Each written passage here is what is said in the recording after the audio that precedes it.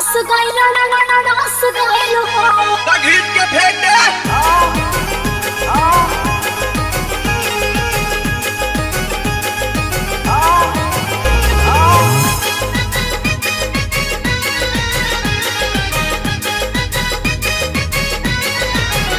ताहर गजबे जवानी ए हो आहो आ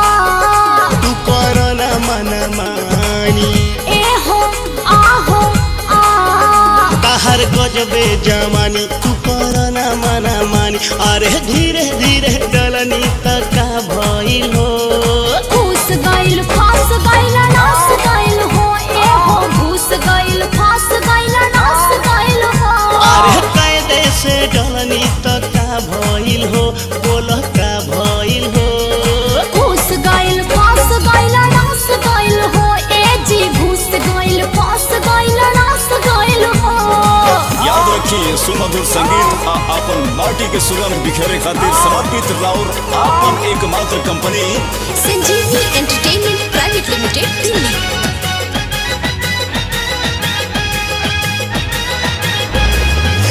हो हसीना पे गजन पसीना ई त लाहे लाहे जाता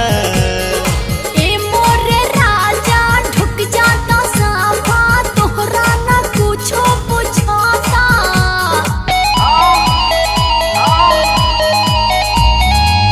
हो हसीना पे गजन पसीना ई त लाहे लाहे जाता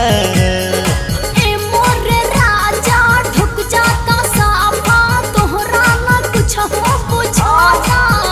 दर्द होता वे का अरे हाँ हो हाँ जाता पहिले बेर का अरे हाँ हो हाँ छोड़ा हमरा के करना चोरा चोरी बात तहर अब हम माने मना तनी कल बरदास ए हो आहो तू तो बारू झकास ए हो आहो तनी कल बरदास तू तो बारू झकास अरे हमरो मिजाज खौला गइल हो घुस गइल फास गइल नस गइल हो ए हो घुस गइल फास गइल नस गइल हो अरे कायदे से डलनी तो का भइल हो दादा का भइल हो घुस गइल फास गइल नस गइल हो ए हो घुस गइल फास गइल नस गइल हो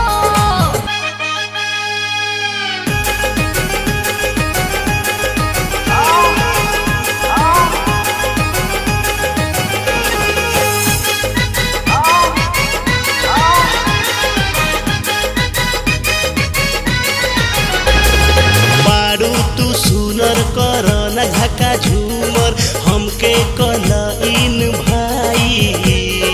पाड़ा कसाई हो देला घुसाई तोहरो सामान बाट टाए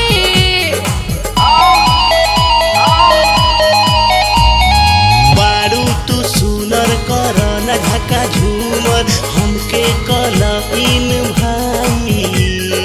पाड़ा कसाई हो देला घुसाई तोहरो सामान बाट टाए काहो ठीक नइखे का अरे ना हो ना